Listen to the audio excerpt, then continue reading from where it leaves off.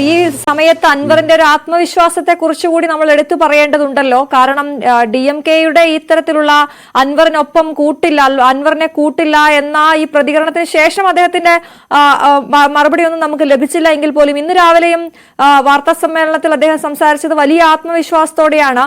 മഞ്ചേരിയിൽ ഇന്ന് പലരും ഉണ്ടാകും ആ ജനക്കൂട്ടത്തിനിടയിൽ, അത് നിങ്ങൾ കണ്ടോളൂ എന്നാണ് അദ്ദേഹം പറഞ്ഞത്. അദ്ദേഹത്തിന്റെ ആത്മവിശ്വാസത്തിൽ ഒരു വിള്ളൽ വരാൻ അല്ലെങ്കിൽ ഒരു പുറകോട്ട് പോകാനൊന്നും ഒരു സാധ്യതയില്ല എന്ന് വേണ്ട കരുതാൻ.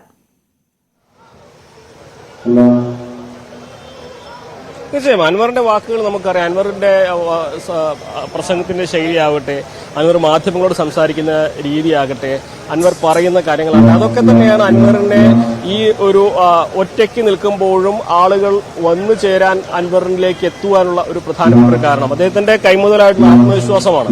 താൻ പറയുന്നതിൽ അദ്ദേഹം ഉറച്ചു നിൽക്കുന്നു. അതോടൊപ്പം തന്നെ ഇടതുപക്ഷ പ്രസ്ഥാനത്തിന്റെ ഒപ്പം നിൽക്കുമ്പോഴും മറ്റു പലരും പറയാൻ മടിച്ചിരുന്ന കാര്യങ്ങൾ അദ്ദേഹം തുറന്നു പറഞ്ഞു. മുഖ്യമന്ത്രിയെയും MV ഗോവിന്ദൻ മാഷിനെയൊക്കെ നിശിതമായിട്ട് വിമർശിക്കുന്നു. ഒരുപക്ഷെ പാർട്ടിയിലെ സാധാരണക്കാരായ അണികളെ ഒപ്പം നിർത്തി അവർക്ക് വേണ്ടിയാണ് താൻ സംസാരിക്കുന്നതെന്ന് അൻവർ പറയുമ്പോൾ അൻവറിനെ പൂർണ്ണമായിട്ടും ഇടതുപക്ഷത്തിലെ സാധാരണ പ്രവർത്തകർ തള്ളിക്കളയില്ല എന്നൊരു പ്രതീക്ഷ തന്നെയാണ് അദ്ദേഹം പങ്കുവയ്ക്കുന്നത്.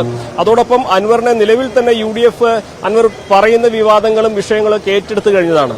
അപ്പോൾ അൻവറിനെ അവർക്കും തള്ളിക്കളയാനാകുന്നില്ല. കഴിഞ്ഞ ദിവസം KM ഷാജിയെ പോലുള്ളവർ അൻവറിനെ സ്വീകരിക്കണം എന്ന നിലപാട് പരോക്ഷമായിട്ട് അദ്ദേഹം പ്രകടിപ്പിക്കുന്ന നിലപാടാണ് അവരും പ്രഖ്യാപിച്ചിട്ടുള്ളത്.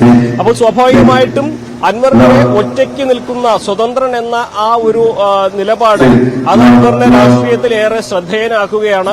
അദ്ദേഹം നിർഭയനായി പറയുന്നു പ്രവർത്തിക്കുന്നു എന്ന തോന്നൽ സാധാരണക്കാർക്ക് ഉണ്ടാകുന്നു. അതുകൊണ്ട് തന്നെ കൂടുതൽ പ്രവർത്തകർ അദ്ദേഹത്തിനൊപ്പം ചേരാൻ വരുന്നു. ഇനി അദ്ദേഹം ഒരു സ്വതന്ത്ര ഇപ്പോൾ രാഷ്ട്രീയ പാർട്ടി പ്രഖ്യാപിക്കുന്ന നിയമപരമായ തടസ്സങ്ങൾ ഉണ്ടായെങ്കിൽ പോലും അടുത്ത നിയമസഭാ തെരഞ്ഞെടുപ്പിനുണ്ട് അതൊക്കെ സാധ്യമാക്കാവുന്ന സാഹചര്യമേ ഉള്ളൂ.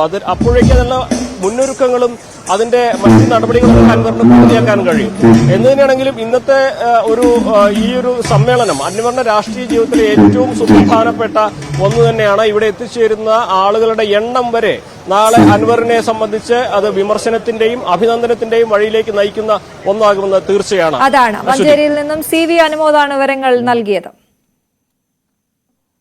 PV അൻവറിന് നിയമസഭയിൽ സ്പീക്കർ അനുവദിച്ച സീറ്റിൽ തന്നെ ഇരിക്കേണ്ടി വരും. സ്വതന്ത്ര MLAക്ക് ഇഷ്ടമുള്ള ഇരിപ്പിടം ചോദിക്കാനാകില്ല, വേറെ ഇരിപ്പിടം അനുവദിക്കാനാകില്ല എന്ന് നാളെ രേഖാമൂലം അൻവറിനെ അറിയിക്കും. പ്രതിപക്ഷ നിരയിൽ പിന്നിലത്തെ സീറ്റാണ് അൻവറിന് അനുവദിച്ചിട്ടുള്ളത്. പ്രതിപക്ഷ നിരയിൽ ഇരിപ്പിടം വേണ്ട എന്നാണ് അൻവറിന്റെ നിലപാട്.